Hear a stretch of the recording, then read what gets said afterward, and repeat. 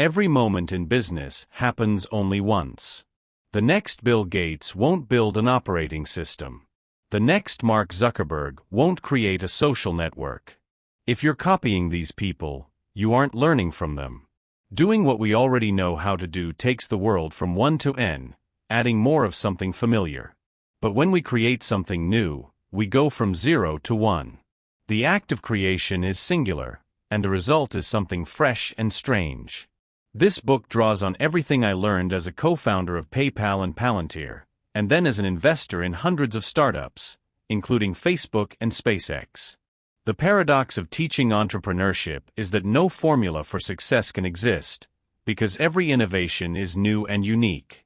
The single most powerful pattern I've noticed is that successful people find value in unexpected places by thinking about business from first principles instead of formulas.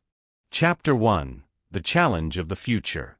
Whenever I interview someone for a job, I like to ask, what important truth do very few people agree with you on? This is a hard question because brilliant thinking is rare, and courage is in even shorter supply than genius. Most answers are bad. They're either commonly held beliefs or just contrarian for the sake of being different. A good answer takes this form: most people believe in X, but the truth is the opposite of X. This contrarian question relates directly to the future.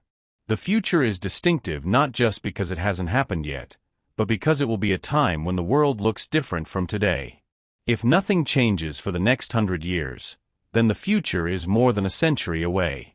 When we think about progress, it can take two forms.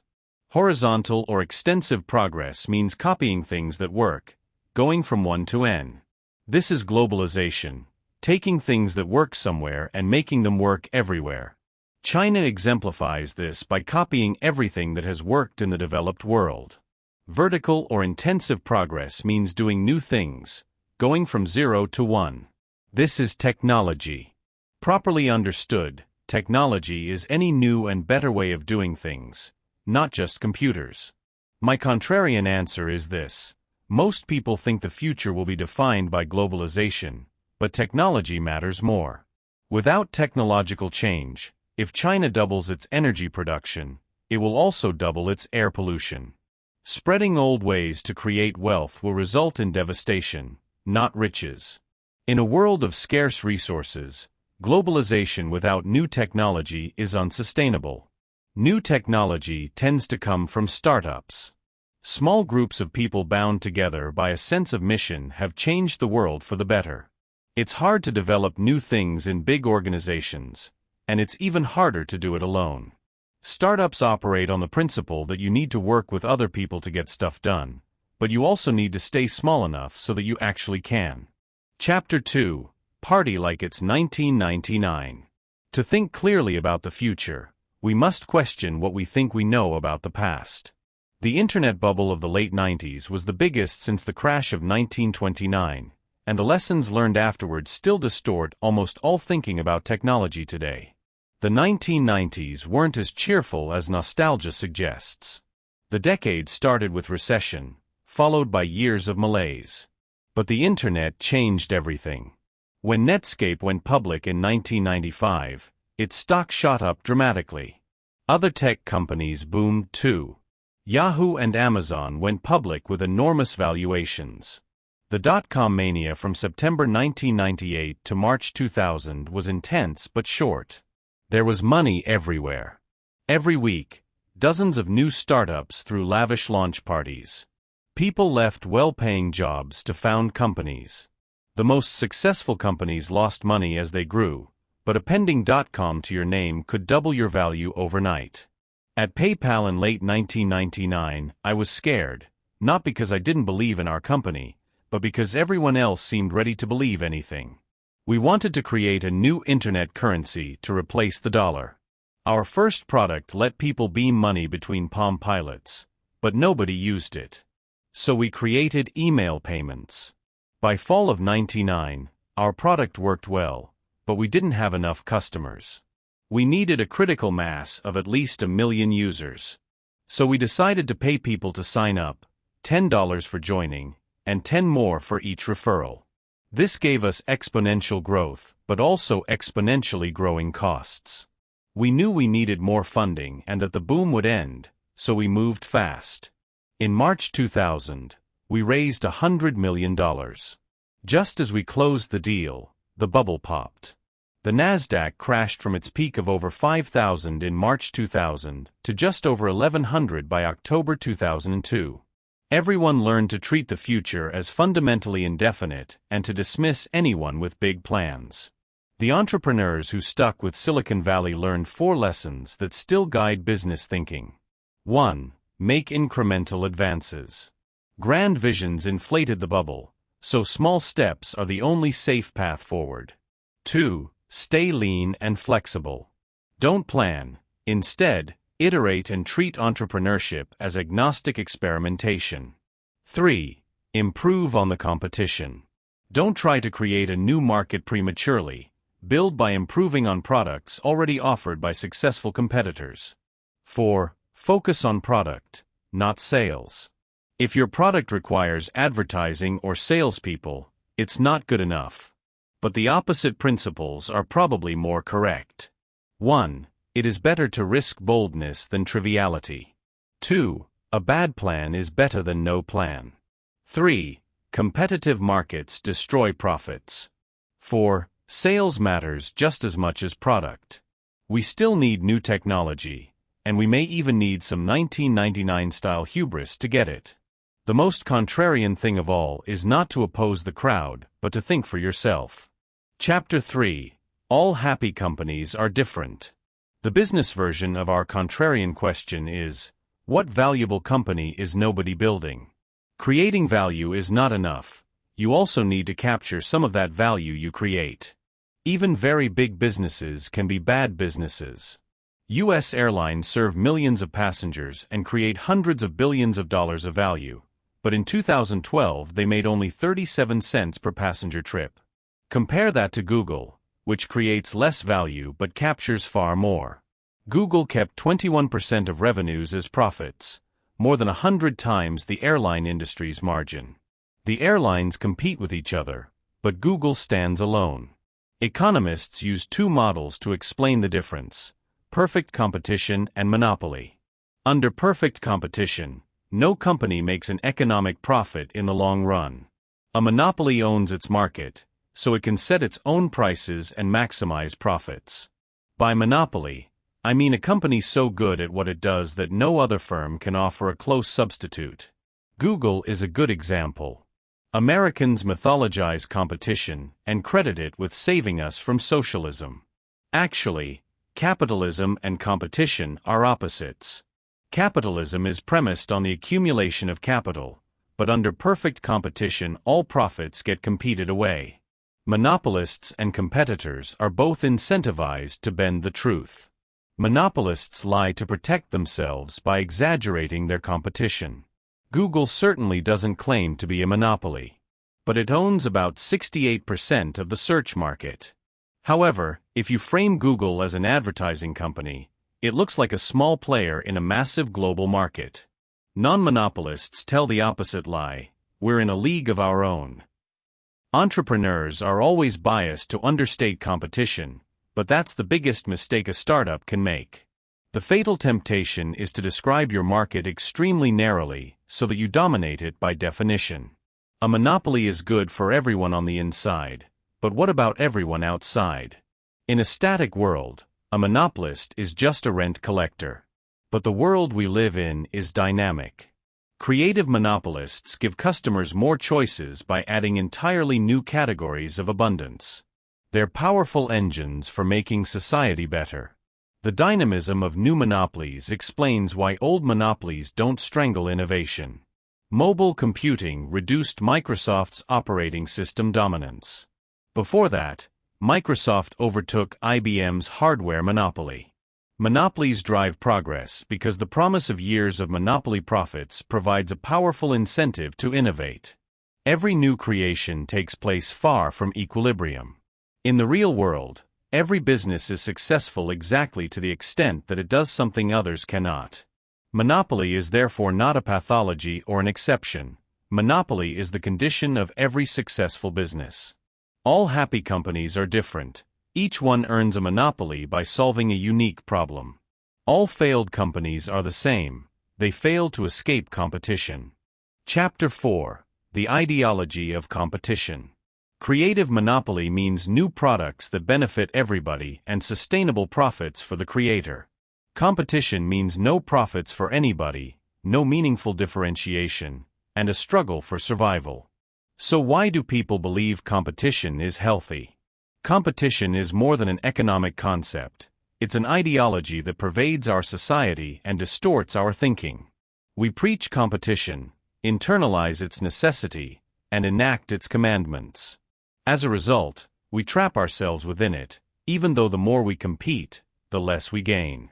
Our educational system both drives and reflects our obsession with competition. Grades allow precise measurement of competitiveness. Elite students climb confidently until they reach a level of competition sufficiently intense to beat their dreams out of them. Higher education is where people who had big plans get stuck in fierce rivalries over conventional careers like consulting and investment banking. I wish I had asked myself these questions when I was younger. After Stanford Law School, I competed hard for a Supreme Court clerkship. I was so close to winning. But I didn't get it, and at the time I was devastated. Years later, after I had built and sold PayPal, I ran into an old friend who asked, "Aren't you glad you didn't get that clerkship?" With hindsight, we both knew that winning would have changed my life for the worse. In business, competition is like war, allegedly necessary, supposedly valiant, but ultimately destructive. Consider Microsoft versus Google, two great companies that began to focus obsessively on each other. The result? Windows versus Chrome OS, Bing versus Google Search, and so on. Just as war cost the Montags and Capulets their children, it cost Microsoft and Google their dominance. Apple came along and overtook them both. Rivalry causes us to overemphasize old opportunities and copy what has worked in the past.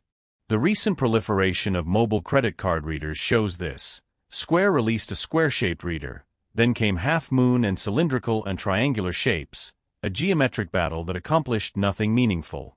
Sometimes you do have to fight. Where that's true, you should fight and win. There is no middle ground, either don't throw any punches, or strike hard and end it quickly. If you can recognize competition as a destructive force instead of a sign of value, you're already more sane than most. Chapter 5. Last Mover Advantage. Escaping competition will give you a monopoly, but even a monopoly is only great if it can endure in the future. Compare Twitter with the New York Times. When Twitter went public in 2013, it was valued at $24 billion, more than 12 times the Times' market cap, even though the Times was profitable and Twitter wasn't. The answer is cash flow. A great business is defined by its ability to generate cash flows in the future. Simply stated, the value of a business today is the sum of all the money it will make in the future. Most of a low-growth business's value is in the near term. But most of a tech company's value will come at least 10 to 15 years in the future.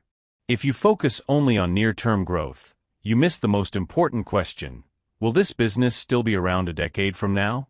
Every monopoly is unique, but they usually share some combination of these characteristics: proprietary technology, network effects, economies of scale, and branding. Proprietary technology is the most substantive advantage. As a rule of thumb, it must be at least 10 times better than its closest substitute to lead to a real monopolistic advantage. The clearest way to make a 10x improvement is to invent something completely new. Or you can radically improve an existing solution. Network effects make a product more useful as more people use it. Facebook is the obvious example. But network effects businesses must start with especially small markets. Facebook started with just Harvard students. The initial markets are so small they often don't even appear to be business opportunities at all. A monopoly business gets stronger as it gets bigger through economies of scale. Software startups can enjoy especially dramatic economies because the marginal cost of producing another copy is close to zero. Service businesses are difficult to make monopolies because they don't scale as well. A company has a monopoly on its own brand by definition, so creating a strong brand is powerful. Apple is the strongest tech brand today. But beginning with brand rather than substance is dangerous. When Yahoo tried to revive itself through branding and acquisitions, it failed because it didn't have great products. To build a monopoly, start small and monopolize. Every startup should start with a very small market. It's easier to dominate a small market than a large one. The perfect target market is a small group of particular people concentrated together and served by few or no competitors. Once you dominate a niche market, gradually expand into related and slightly broader markets. Amazon started with books, then expanded to similar markets like CDs and videos, and continued adding categories until it became the world's general store. Sequencing markets correctly takes discipline, but the most successful companies make this progression part of their founding narrative. You've probably heard about first mover advantage, but moving first is a tactic, not a goal. What really matters is generating cash flows in the future. It's much better to be the last mover, to make the last great development in a specific market and enjoy years or decades of monopoly profits. Chapter 6. You are not a lottery ticket. The most contentious question in business is whether success comes from luck or skill. Malcolm Gladwell declares that success results from lucky breaks and arbitrary advantages. Warren Buffett considers himself a winner of the ovarian lottery. But if success were mostly luck, serial entrepreneurs probably wouldn't exist. Steve Jobs, Jack Dorsey, and Elon Musk have each created several multi-billion-dollar companies. From the Renaissance to the mid-20th century, luck was something to be mastered and controlled. Ralph Waldo Emerson wrote, "Shallow men believe in luck. Strong men believe in cause and effect." If you believe your life is mainly a matter of chance, why try to learn anything? Slot machines for dummies can't tell you how to win. You can expect the future to take a definite form or treat it as hazily uncertain.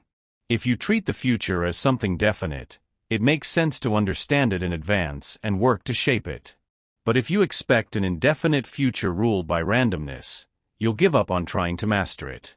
Indefinite attitudes explain what's most dysfunctional in our world today. Process trumps substance. In middle school, we're encouraged to hoard extracurricular activities. By college, students have spent a decade curating bewilderingly diverse resumes to prepare for a completely unknowable future. Come what may, they're ready, for nothing in particular. A definite person determines the one best thing to do and then does it. Instead of working tirelessly to become indistinguishable, she strives to be great at something substantive, to be a monopoly of one. You can also expect the future to be either better or worse than the present.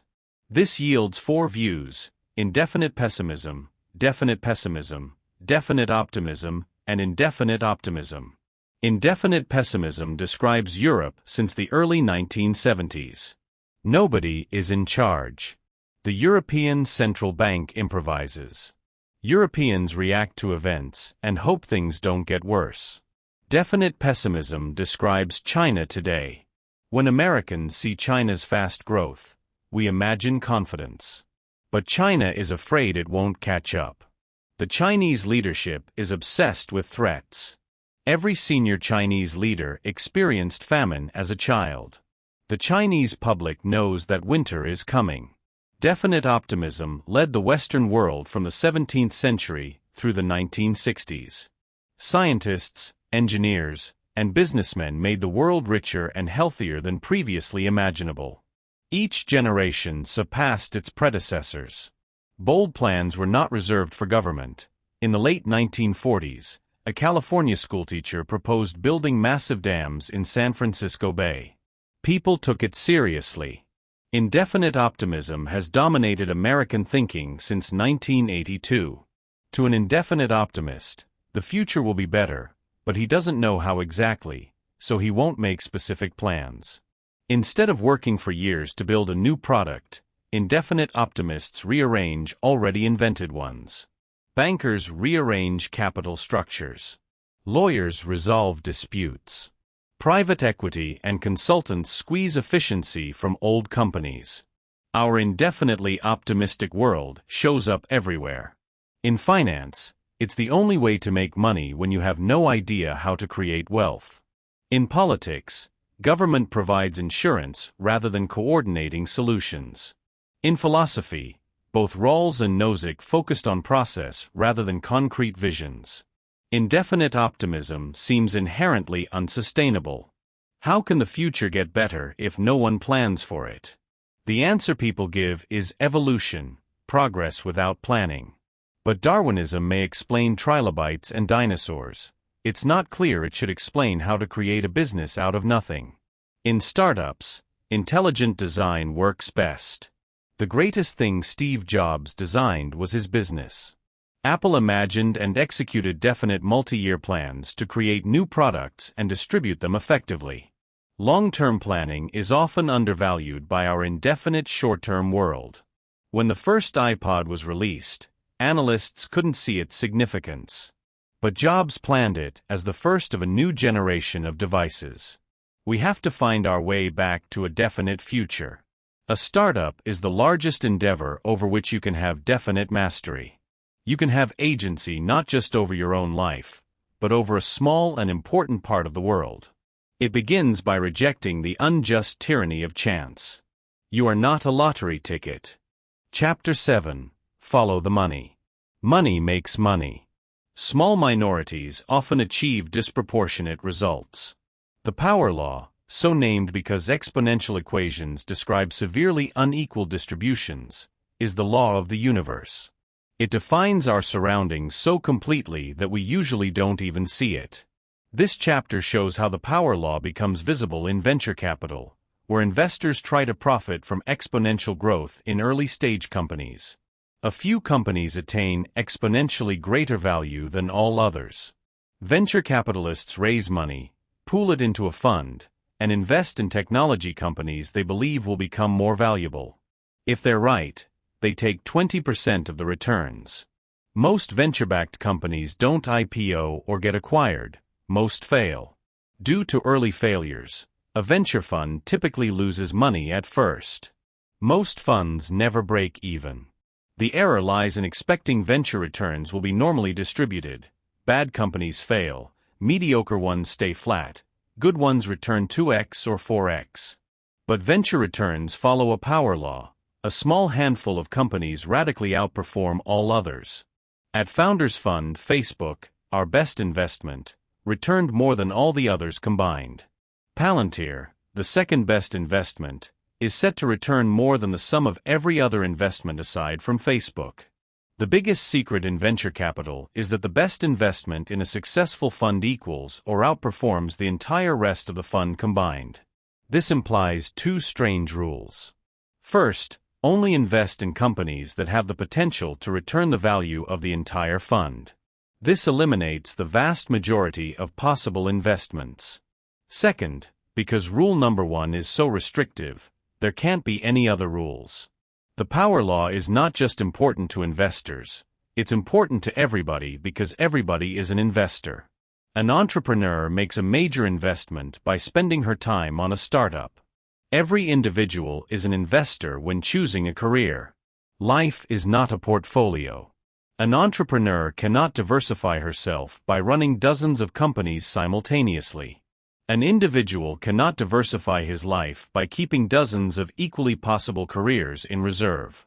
You should focus relentlessly on something you're good at doing, but before that you must think hard about whether it will be valuable in the future. For the startup world, this means you should not necessarily start your own company, even if you're extraordinarily talented. Too many people are starting companies today. People who understand the power law will hesitate before founding a new venture. The power law means that differences between companies will dwarf differences in roles inside companies. Owning 0.01% of Google is incredibly valuable, more than $35 million. If you do start your own company, remember the power law to operate it well. One market will probably be better than all others. One distribution strategy usually dominates. Time and decision-making follow a power law, and some moments matter far more than others. What's most important is rarely obvious. It might even be secret. Chapter 8: Secrets. Every famous idea was once unknown. Pythagoras had to think hard to discover the mathematical relationship between a triangle's sides. If all of today's conventional ideas are already enlightened and everything has been done, then there are no good answers to our contrarian question. Of course, there are many things we don't yet understand, but some may be impossible to figure out, mysteries rather than secrets. String theory may be true, but you can't really test it. Is it difficult or impossible? The difference matters. You can achieve difficult things, but you can't achieve the impossible. If there are many secrets left in the world, there are probably many world-changing companies yet to be started. But most people act as if there were no secrets left to find. Ted Kaczynski, the Unabomber, provides an extreme example. He was a child prodigy who got a PhD in math and became a Berkeley professor. But his manifesto claimed that modern people are depressed because all hard problems have already been solved. What's left is either easy or impossible, and pursuing those tasks is unsatisfying. So he decided to destroy institutions and let people start over. His methods were crazy, but his loss of faith in the technological frontier is all around us. Hipsterdom's faux vintage photography and vinyl records hark back to an earlier time when people were optimistic about the future. Religious fundamentalism allows no middle ground between easy truths and the mysteries of God. Free marketeers worship the market. Prices are set by the market and cannot be questioned. Why has so much of society come to believe there are no hard secrets left? Geography is one reason. There are no blank spaces left on the map. 4 social trends have conspired to root out belief in secrets. First, incrementalism. From an early age, we're taught to proceed one small step at a time. If you overachieve and learn something not on the test, you won't receive credit. Second, risk aversion. By definition, a secret hasn't been vetted by the mainstream. The prospect of being lonely but right is hard. Being lonely and wrong can be unbearable. Third, complacency. Social elites seem to believe in secrets the least. Why search for a new secret if you can comfortably collect rents on what's already been done? Fourth, flatness. As globalization advances, the world seems like one homogeneous marketplace. Wouldn't someone from the global talent pool have found any remaining secrets already? If you don't believe in secrets, you'd have to believe we've solved all great questions. A world without secrets would enjoy perfect understanding of justice, but every injustice involves a moral truth that few people recognize early on. Disbelief in secrets leads to faith in efficient markets, but financial bubbles show markets can have extraordinary inefficiencies. What happens when a company stops believing in secrets? Hewlett-Packard provides a cautionary tale. In 1990, HP was worth $9 billion. Then came a decade of invention, affordable color printers, superportable laptops, all-in-one printer fax copiers. By mid-2000, HP was worth $135 billion. But starting in late 1999, HP stopped inventing things. The board split into factions. One cared about new technology, one didn't. The faction led by a banker argued that charting plans for future technology was beyond the board's competence. Having abandoned the search for technological secrets, HP obsessed over gossip. By late 2012, HP was worth just $23 billion, barely more than in 1990. You can't find secrets without looking for them. Andrew Wiles proved Fermat's last theorem after 358 years of fruitless inquiry by other mathematicians. He needed brilliance to succeed, but he also needed faith in secrets. Belief in secrets is an effective truth. There are many more secrets left to find. We could cure cancer and all diseases of age. We can find new ways to generate energy. We can invent faster travel. We can learn to escape Earth entirely and settle new frontiers. But we'll never learn these secrets unless we demand to know them and force ourselves to look. The same is true of business. Great companies are built on open but unsuspected secrets. Before Airbnb, travelers paid high hotel prices, and property owners couldn't easily rent unoccupied space. Airbnb saw untapped supply and unaddressed demand where others saw nothing. The same is true of Lyft and Uber. The simplicity that makes these companies seem obvious in retrospect is itself an argument for secrets. There are two kinds of secrets: secrets of nature and secrets about people. Natural secrets exist around us in the physical world. Secrets about people are things people don't know about themselves or hide from others. Both are important. Sometimes they lead to the same truth, like the monopoly secret that competition and capitalism are opposites. The best place to look for secrets is where no one else is looking. Are there any fields that matter but haven't been standardized and institutionalized? Physics is set in its ways, and astrology doesn't matter. But what about nutrition? Nutrition matters for everybody, but you can't major in it at Harvard. Most top scientists go into other fields. There's plenty more to learn, exactly the kind of field that could yield secrets.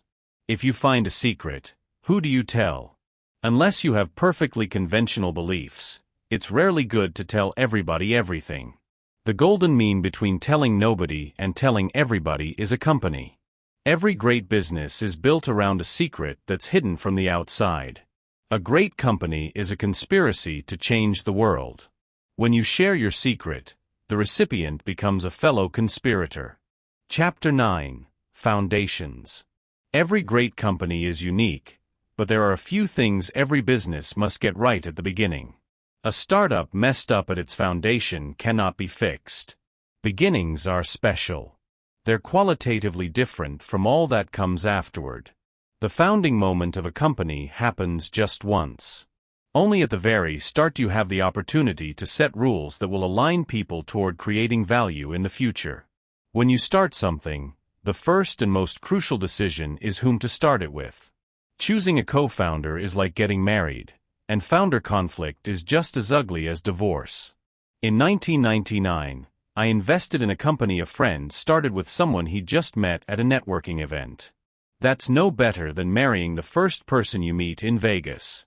Their company blew up and I lost my money. Now when I consider investing, I study the founding teams. Founders should share a prehistory before they start a company together. Everyone in your company needs to work well together. To anticipate misalignment, distinguish between three concepts: ownership, possession, and control. Ownership is who legally owns equity. Possession is who actually runs the company day to day. Control is who formally governs the company's affairs through the board. In theory, this division works smoothly. In practice, it multiplies opportunities for misalignment. The most extreme example is the DMV. We the people theoretically own the DMV, but that ownership is fictional.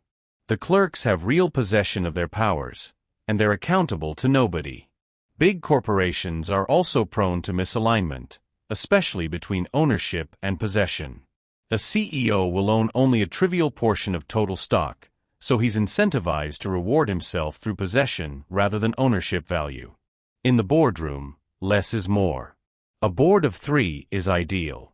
Your board should never exceed 5 people, unless your company is publicly held. A huge board provides cover for whatever microdictator actually runs the organization. As a general rule, everyone you involve with your company should be involved full-time. Anyone who doesn't own stock options or draw regular salary is fundamentally misaligned. That's why hiring consultants doesn't work. Even working remotely should be avoided. For people to be fully committed, they should be properly compensated. A company does better the less it pays the CEO. That's one of the clearest patterns I've noticed from investing in hundreds of startups. A CEO of an early-stage venture-backed startup should receive no more than $150,000 per year. If a CEO collects $300,000 per year, he risks becoming more like a politician than a founder. Low CEO pay also sets the standard for everyone else. Equity is the one form of compensation that can effectively orient people toward creating value in the future. However, you must allocate it very carefully. Giving everyone equal shares is usually a mistake. But granting different amounts up front will also seem unfair. This problem becomes more acute as more people join. Founders would do well to keep the details secret. Most people don't want equity at all. At PayPal, we hired a consultant who refused stock options and demanded a $5,000 daily cash salary. Equity is powerful precisely because of its limitations. Anyone who prefers owning part of your company to being paid in cash reveals a commitment to increasing the company's value in the future. The founding moment lasts as long as a company is creating new things, and it ends when creation stops. If you get the founding moment right, you can do more than create a valuable company.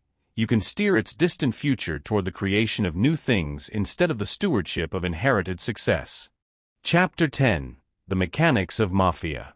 What would ideal company culture look like? Employees should love their work and enjoy going to the office. The workspace should be open with beanbag chairs and ping-pong tables.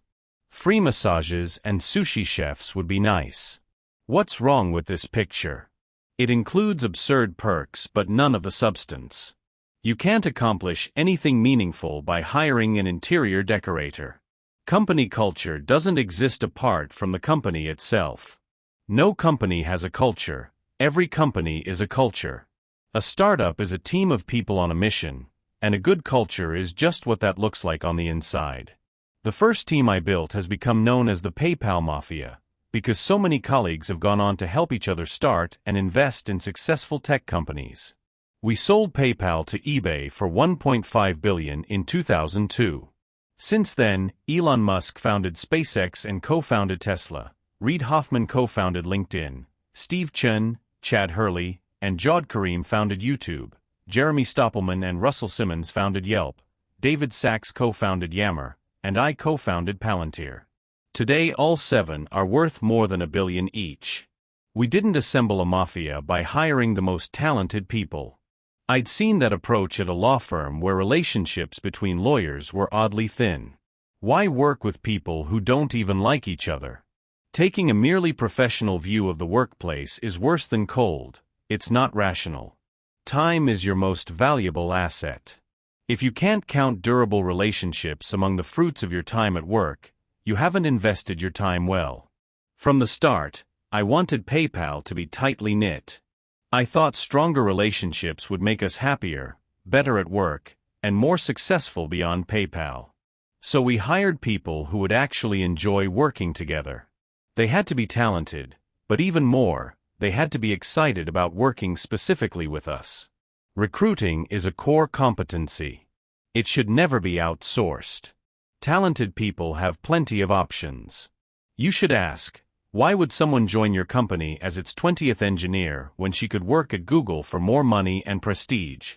Bad answers are generic. Your stock options will be worth more here. You'll work with the smartest people. You can help solve the world's most challenging problems. Every company makes these claims. The only good answers are specific to your company. There are 2 kinds: answers about your mission and answers about your team. You'll attract the employees you need if you can explain why your mission is compelling, not why it's important in general, but why you're doing something important that no one else is going to get done. The recruit should also wonder whether these are people he wants to work with. Above all, don't fight the perk war. Anybody swayed by free laundry would be a bad addition. Promise what no others can: the opportunity to do irreplaceable work on a unique problem alongside great people. From the outside, everyone in your company should be different in the same way. Tech workers care very much about company-branded t-shirts. The startup uniform encapsulates a simple principle: everyone at your company should be different in the same way, a tribe fiercely devoted to the company's mission. On the inside, every individual should be sharply distinguished by her work. The best thing I did at PayPal was make every person responsible for doing just one thing. Every employee's one thing was unique, and everyone knew I'd evaluate him only on that. This reduced conflict because most fights happen when colleagues compete for the same responsibilities. In the most intense organizations, members hang out only with other members. We have a word for such organizations: cults. But entrepreneurs should take cultures of extreme dedication seriously. The biggest difference is that cults tend to be fanatically wrong about something important. People at a successful startup are fanatically right about something those outside have missed. Better to be called a cult, or even a mafia. Chapter 11. If you build it, will they come? Distribution, everything it takes to sell a product, may not matter in fictional worlds, but it matters in ours. We underestimate its importance because we share a bias. Distribution should flow magically from creating a good product. But customers will not come just because you build it. The U.S. advertising industry collects $150 billion in annual revenues. Sales is even bigger at $450 billion. When they hear that 3.2 million Americans work in sales, engineers may sigh in bewilderment. What could they possibly be doing? In Silicon Valley, nerds are skeptical of advertising because it seems superficial and irrational. But advertising works. It works on nerds, and it works on you. You may think you're an exception, but advertising doesn't exist to make you buy something right away. It exists to embed subtle impressions that will drive sales later. Anyone who can't acknowledge its likely effect on himself is doubly deceived. Nerds are used to transparency. In engineering, a solution either works or fails. Sales is the opposite, an orchestrated campaign to change surface appearances without changing underlying reality. This strikes engineers as trivial if not dishonest. What nerds miss is that it takes hard work to make sales look easy. All salesmen are actors. Their priority is persuasion, not sincerity. But we only react negatively to awkward, obvious salesmen, the bad ones. If you don't know any sales grandmasters, it's because their art is hidden in plain sight. Tom Sawyer convinced his friends to pay him for the privilege of doing his chores, the move of a grandmaster. Like acting, sales works best when hidden. This explains why almost everyone whose job involves distribution has a job title that has nothing to do with those things. People who sell advertising are account executives. People who sell customers work in business development. People who sell companies are investment bankers. And people who sell themselves are politicians. None of us wants to be reminded when we're being sold. Whatever the career, sales ability distinguishes superstars from also-rans. On Wall Street, a new hire starts as an analyst, but his goal is to become a deal-maker. Lawyers pride themselves on credentials, but law firms are led by rainmakers who bring in big clients. Even university professors are envious of self-promoters who define their fields. The most fundamental reason that businesspeople underestimate sales is the systematic effort to hide it at every level. The engineer's grail is a product so good that it sells itself. But anyone who would actually say this must be lying. Either he's delusional or he's selling something. The best product doesn't always win. But it's better to think of distribution as something essential to the design of your product. If you've invented something new but haven't invented an effective way to sell it, you have a bad business, no matter how good the product. Superior sales and distribution by itself can create a monopoly, even with no product differentiation. The converse is not true. No matter how strong your product, you must still support it with a strong distribution plan. Two metrics set the limits for effective distribution. Customer lifetime value must exceed customer acquisition cost. In general, the higher the price of your product, the more you have to spend to make a sale, and the more it makes sense to spend it. Complex sales. If your average sale is 7 figures or more, every detail requires close personal attention. It might take months to develop the right relationships. SpaceX shows it can be done.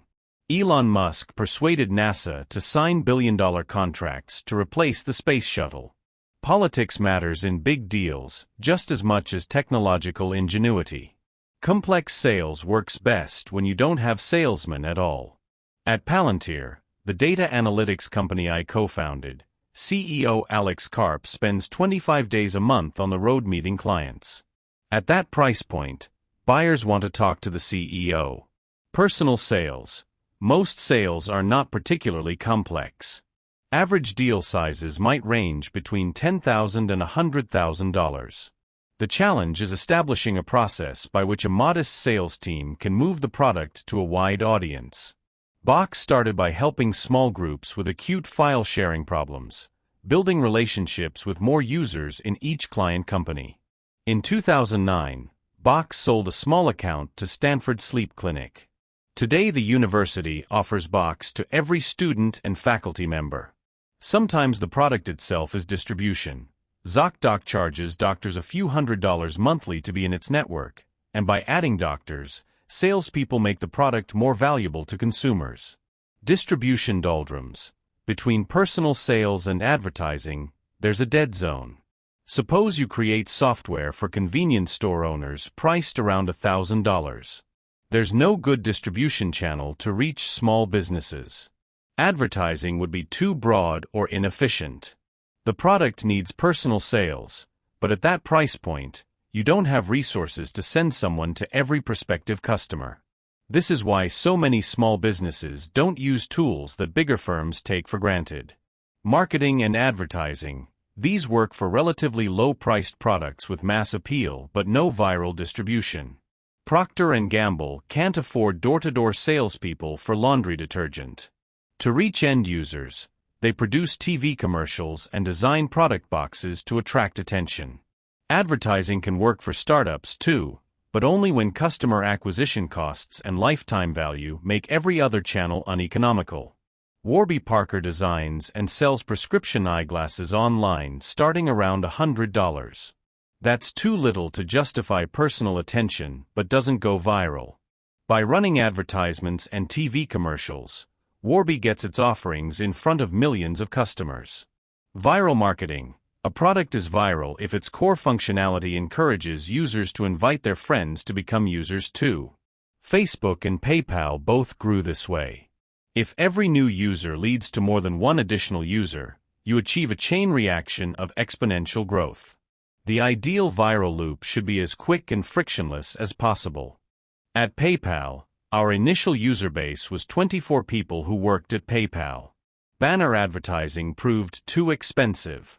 However, by directly paying people to sign up and paying them more to refer friends, we achieved 7% daily growth. Our user base nearly doubled every 10 days. After 4 or 5 months, we had hundreds of thousands of users. Whoever dominates the most important segment with viral potential will be the last mover in the whole market. We didn't want to acquire random users. We wanted the most valuable users first. We found eBay power sellers, 20,000 professional vendors who had multiple auctions ending daily. Once PayPal dominated this segment and became the payments platform for eBay, there was no catching up. One of these methods is likely to be far more powerful than every other for any given business. Distribution follows a power law of its own. Most businesses get 0 distribution channels to work. Poor sales rather than bad product is the most common cause of failure. If you can get just one distribution channel to work, you have a great business. If you try for several but don't nail one, you're finished. Your company needs to sell more than its product. You must also sell your company to employees and investors. Selling to the media is a necessary part of selling to everyone else. Nerds who mistrust media often try to ignore it. But just as you can never expect people to buy a superior product merely on obvious merits without distribution strategy, you should never assume people will admire your company without a public relations strategy. Any prospective employee worth hiring will Google you, and what he finds will be critical to your success. Everybody has a product to sell, no matter whether you're an employee, founder, or investor. It's true even if your company consists of just you and your computer. Look around. If you don't see any salespeople, you're the salesperson. Chapter 12: Man and Machine. As mature industries stagnate, information technology has advanced so rapidly that it has become synonymous with technology itself. Today, more than 1.5 billion people enjoy instant access to the world's knowledge using pocket-sized devices. And if Moore's law continues, tomorrow's computers will be even more powerful. Computers already outperform people in activities we used to think of as distinctively human. In 1997, IBM's Deep Blue defeated world chess champion Garry Kasparov. Jeopardy's best contestant, Ken Jennings, succumbed to IBM's Watson in 2011. And Google's self-driving cars are already on California roads. Everyone expects computers to do more in the future, so much more that some wonder, 30 years from now, will there be anything left for people to do? Venture capitalist Marc Andreessen has announced that software is eating the world. Forbes asked readers, "Will a machine replace you?" Futurists hope the answer is yes. Luddites are so worried about being replaced that they'd rather stop building new technology altogether. Neither side questions the premise that better computers will necessarily replace human workers. But that premise is wrong. Computers are complements for humans, not substitutes. The most valuable businesses of coming decades will be built by entrepreneurs who seek to empower people rather than make them obsolete. Globalization means substitution. When Ross Perot warned about foreign competition, free trade advocates preached that the economy maximizes wealth when people specialize according to their advantages and trade. In practice, it's not clear how well this has worked. The global supply of workers willing to do repetitive tasks for extremely small wages is extremely large. People don't just compete to supply labor, they also demand the same resources. Whether people eat shark fins in Shanghai or fish tacos in San Diego, they all need food and shelter. Now that millions of Chinese peasants can finally enjoy basic calories, they want more of them to come from pork. The convergence of desire is obvious at the top. All oligarchs have the same taste in champagne. Technology means complementarity. When you consider competition from computers instead of human workers, the situation is very different. On the supply side, computers are far more different from people than any two people are different from each other. Men and machines are good at fundamentally different things. People have intentionality. We form plans and make decisions in complicated situations. We're less good at making sense of enormous amounts of data. Computers are exactly the opposite. They excel at efficient data processing but struggle to make basic judgments simple for any human. Consider Google's supercomputer that learned to identify a cat with 75% accuracy after scanning 10 million YouTube thumbnails. That seems impressive, until you remember an average 4-year-old can do it flawlessly. When a cheap laptop beats the smartest mathematicians at some tasks but a supercomputer with 16,000 CPUs can't beat a child at others, you can tell humans and computers are categorically different. The stark differences between man and machine mean that gains from working with computers are much higher than gains from trade with other people. We don't trade with computers any more than we trade with livestock or lamps. Computers are tools, not rivals. The differences are even deeper on the demand side. Unlike people in industrializing countries, computers don't yearn for luxurious foods or beachfront villas. All they require is a nominal amount of electricity. When we design new computer technology to help solve problems, we get all the efficiency gains of a hyper-specialized trading partner without having to compete with it for resources. Properly understood, technology is the one way for us to escape competition in a globalizing world. Complementarity between computers and humans isn't just a macro-scale fact. It's also the path to building a great business. I came to understand this from my experience at PayPal. In mid-2000, we faced one huge problem. We were losing upwards of $10 million to credit card fraud every month. Since we were processing hundreds or thousands of transactions per minute, we couldn't possibly review each one. So we tried to automate a solution. Max Levchin assembled an elite team of mathematicians to study fraudulent transfers, and we wrote software to automatically identify and cancel bogus transactions in real time. But it quickly became clear this wouldn't work. After an hour or two, thieves would catch on and change their tactics. We were dealing with an adaptive enemy, and our software couldn't adapt in response. The fraudsters' adaptive evasions fooled our automatic detection algorithms, but they didn't fool our human analysts as easily. So Max and his engineers rewrote the software to take a hybrid approach. The computer would flag the most suspicious transactions on a well-designed user interface, and human operators would make the final judgment. Thanks to this hybrid system, we named it Igor, we turned our first quarterly profit in the first quarter of 2002.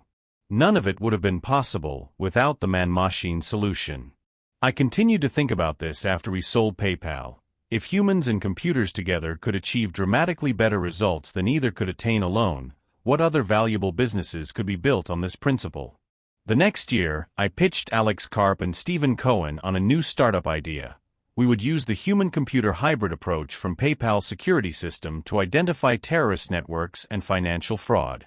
In 2004, we founded Palantir. We have no details to share from finding Osama bin Laden, but we can say that neither human intelligence by itself nor computers alone will be able to make us safe. The CIA is run by spies who privilege humans. The NSA is run by generals who prioritize computers. CIA analysts wade through so much noise that it's difficult to identify serious threats. NSA computers can process huge quantities of data, but machines alone cannot authoritatively determine whether someone is plotting a terrorist act. Palantir aims to transcend these biases.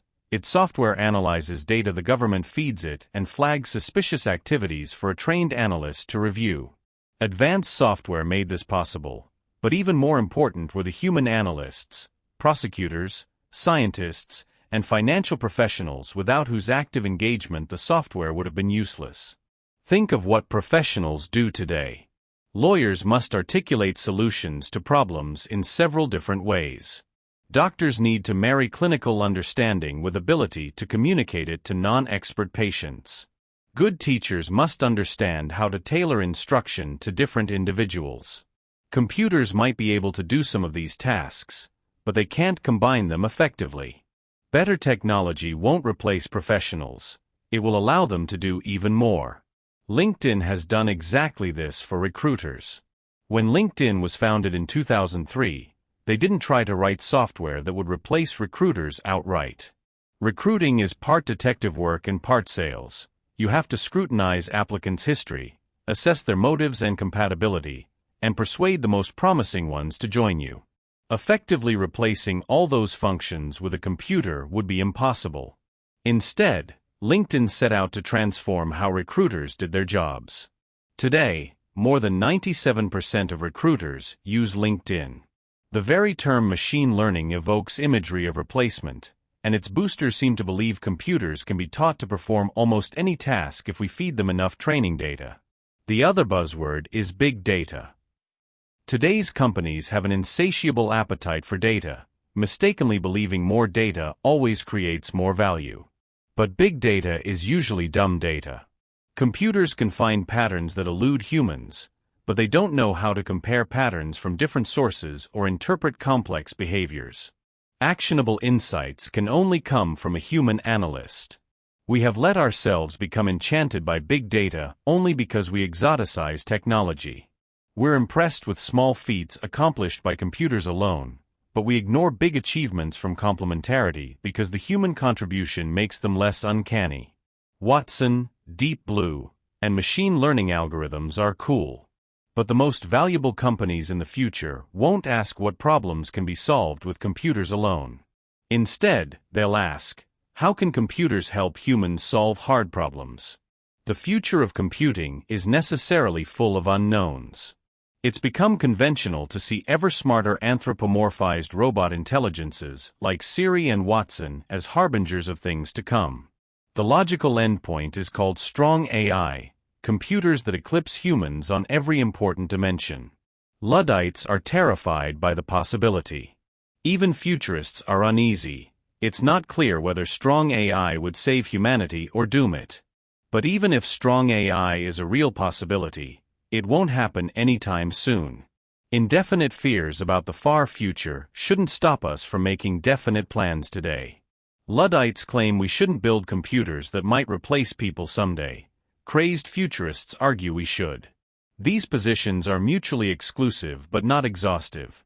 There is room in between for sane people to build a vastly better world in the decades ahead. As we find new ways to use computers, they won't just get better at the kinds of things people already do. They'll help us to do what was previously unimaginable. Chapter 13: Seeing Green. At the start of the 21st century, everyone agreed that the next big thing was clean technology. It had to be. In Beijing, people couldn't see from building to building. Bangladesh was suffering massive arsenic poisoning. Hurricanes Ivan and Katrina were harbingers of devastation from global warming. Al Gore implored us to attack these problems with the urgency and resolve previously seen only when nations mobilized for war. Entrepreneurs started thousands of clean tech companies, and investors poured more than $50 billion into them. So began the quest to cleanse the world. It didn't work. Instead of a healthier planet, we got a massive clean tech bubble.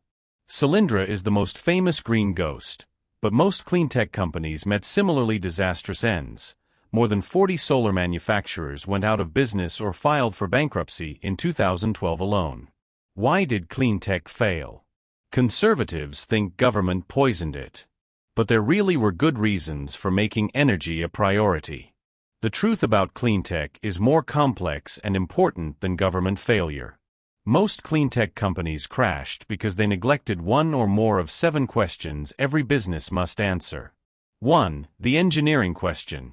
Can you create breakthrough technology instead of incremental improvements?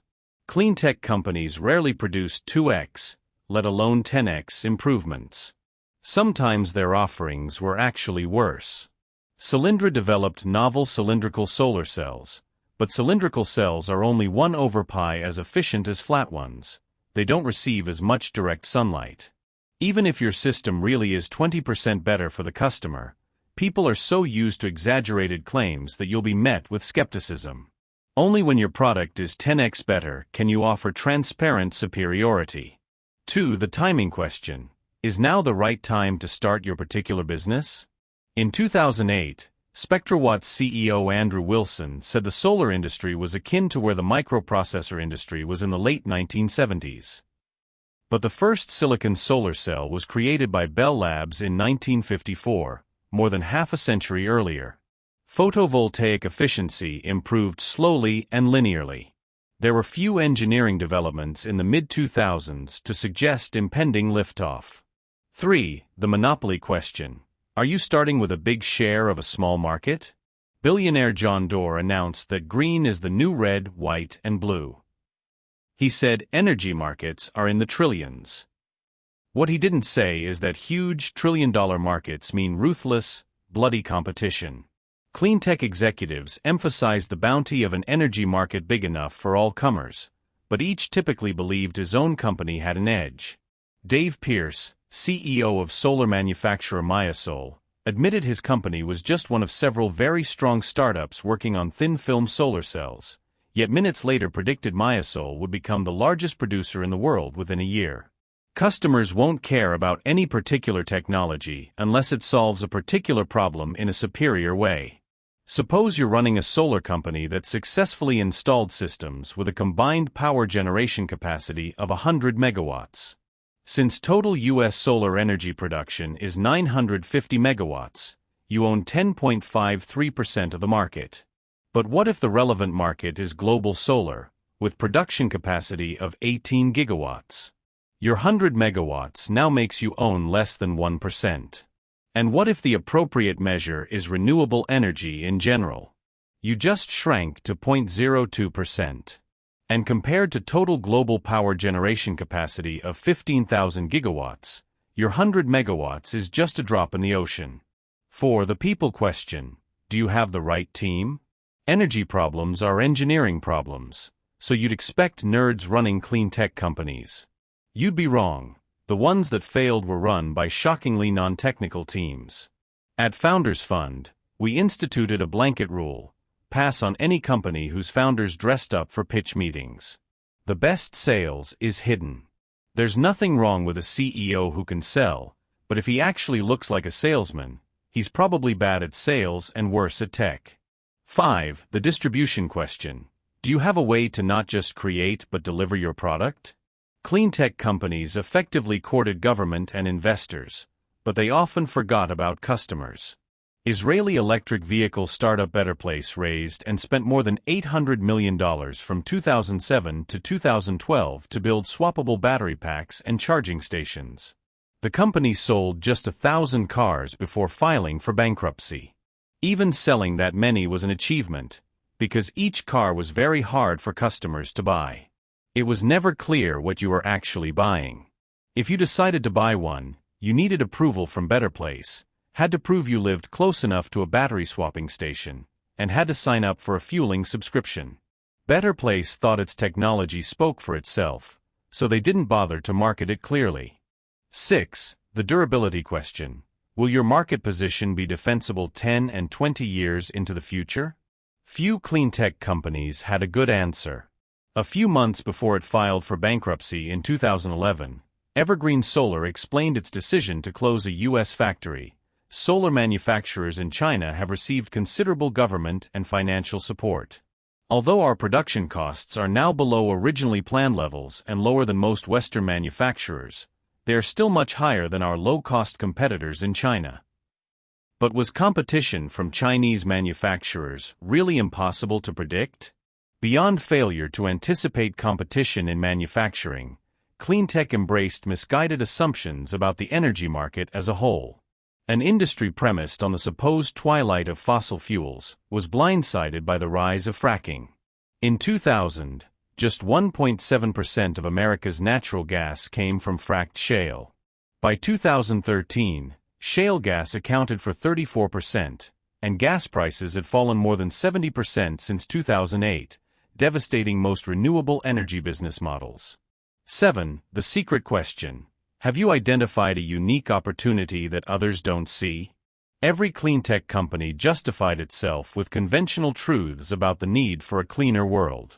They deluded themselves into believing that an overwhelming social need implied an overwhelming business opportunity for cleantech companies of all kinds. Consider how conventional it had become by 2006 to be bullish on solar. That year, President George W. Bush heralded a future of solar roofs. Investor Bill Gross declared the potential for solar is enormous. But rushing to embrace the convention sent scores of solar panel companies from promising beginnings to bankruptcy court very quickly. Each casualty had described their bright futures using broad conventions on which everybody agreed. Great companies have secrets, specific reasons for success that other people don't see. Cleantech shows the result of social entrepreneurship. This philanthropic approach aims to combine the best of both corporations and nonprofits and do well by doing good. Usually they end up doing neither. The ambiguity between social and financial goals doesn't help.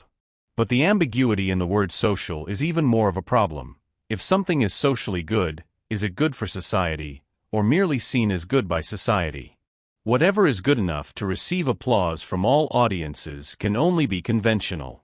Progress isn't held back by some difference between corporate greed and nonprofit goodness. Instead, we're held back by the sameness of both. Cleantech shows the result: hundreds of undifferentiated products, all in the name of one overbroad goal. Doing something different is what's truly good for society, and it's also what allows a business to profit by monopolizing a new market. The best projects are likely to be overlooked, not trumpeted by a crowd. Tesla is one of the few cleantech companies started last decade to be thriving today. They got the 7 questions right. Tesla's technology is so good that other car companies rely on it. But Tesla's greatest technological achievement isn't any single part, it's the ability to integrate many components into one superior product. The Model S sedan is more than the sum of its parts. In 2009, it was easy to think government would continue to support cleantech, but Elon Musk rightly saw a one-time-only opportunity. In January 2010, Tesla secured a $465 million loan from the Department of Energy. A $500 million subsidy was unthinkable before and is unthinkable today. Tesla played it perfectly.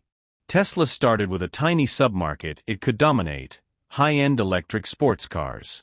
Starting small allowed Tesla to undertake necessary R&D to build the Model S, and now Tesla owns the luxury electric sedan market.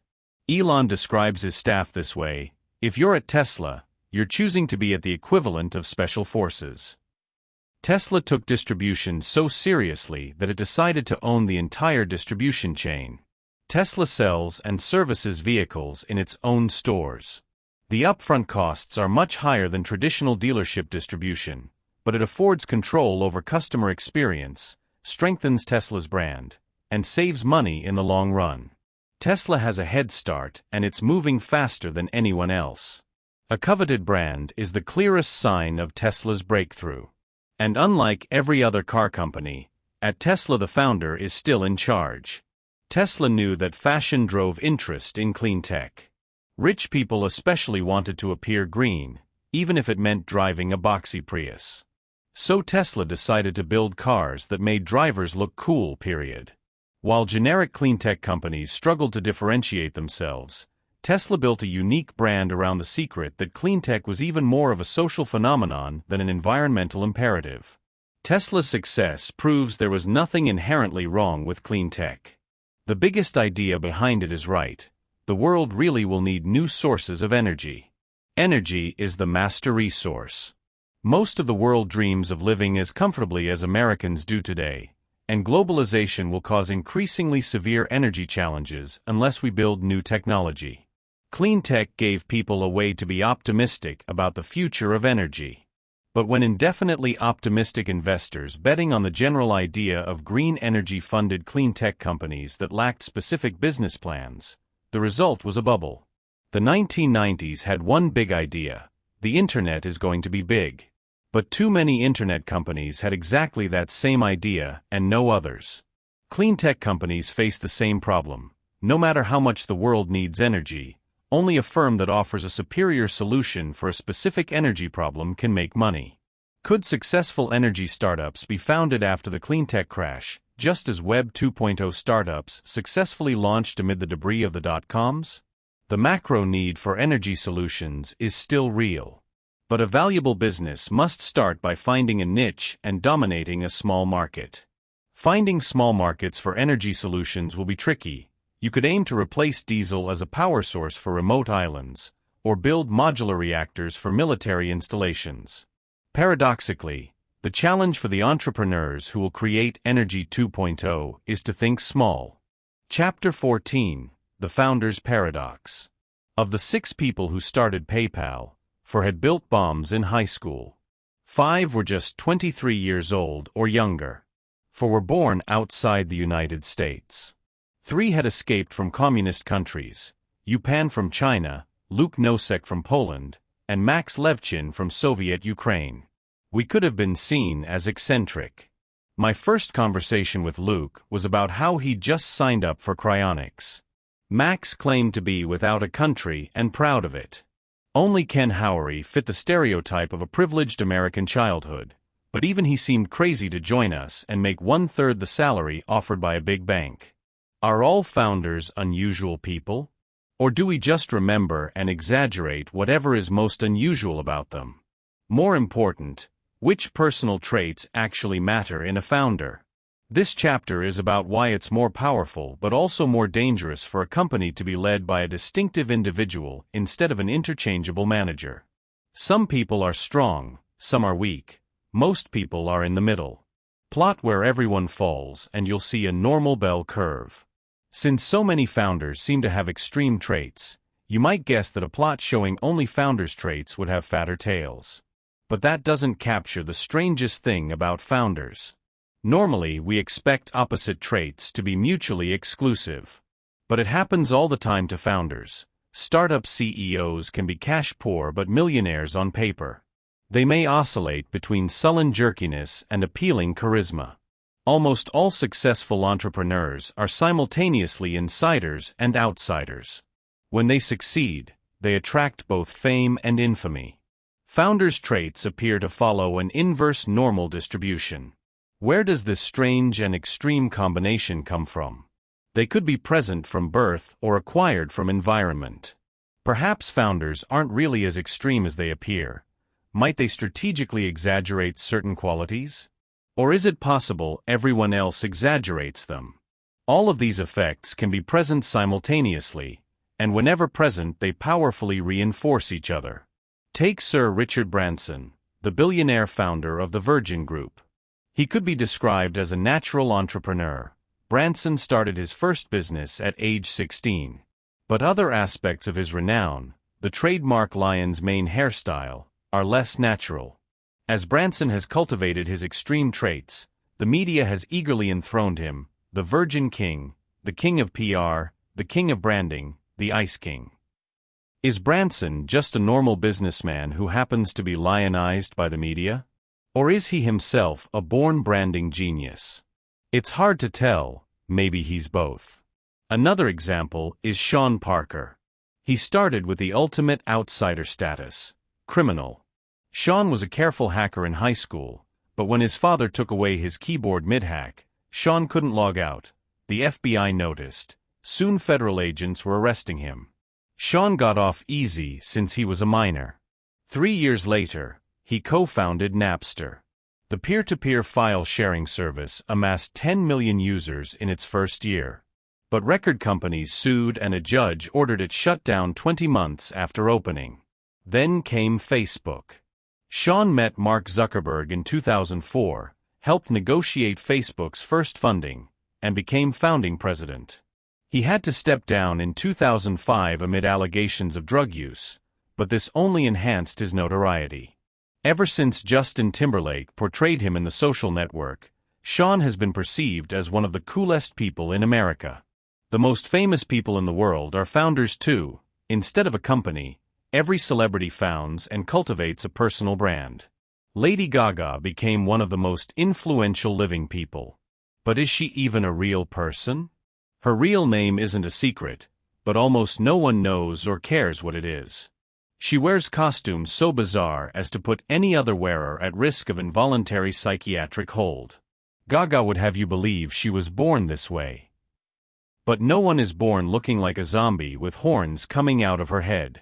So perhaps Gaga really was born that way. Extreme founder figures are not new. Classical mythology is full of them. Oedipus is the paradigmatic insider-outsider. He was abandoned as an infant and ended up in a foreign land, but he was a brilliant king. Romulus and Remus were born of royal blood and abandoned as orphans. When they discovered their pedigree, they decided to found a city. But they couldn't agree on where. When Remus crossed the boundary Romulus had decided was the edge of Rome, Romulus killed him, declaring, "So perish every one that shall hereafter leap over my wall." Lawmaker and lawbreaker, criminal and king who defined Rome, Romulus was a self-contradictory insider-outsider. Why was it so important for archaic cultures to remember extraordinary people? The famous and infamous have always served as vessels for public sentiment. Primitive societies faced one fundamental problem: they would be torn apart by conflict if they didn't have a way to stop it. Whenever plagues or violent rivalries threatened peace, it was beneficial to place entire blame on a single person everyone could agree on, a scapegoat. Who makes an effective scapegoat? Like founders, scapegoats are extreme and contradictory figures. A scapegoat is necessarily weak and powerless to stop his own victimization. But as the one who can defuse conflict by taking blame, he is the most powerful member of the community. Before execution, scapegoats were often worshipped like deities. The Aztecs considered their victims to be earthly forms of the gods to whom they were sacrificed. These are the roots of monarchy. Every king was a living god, and every god a murdered king.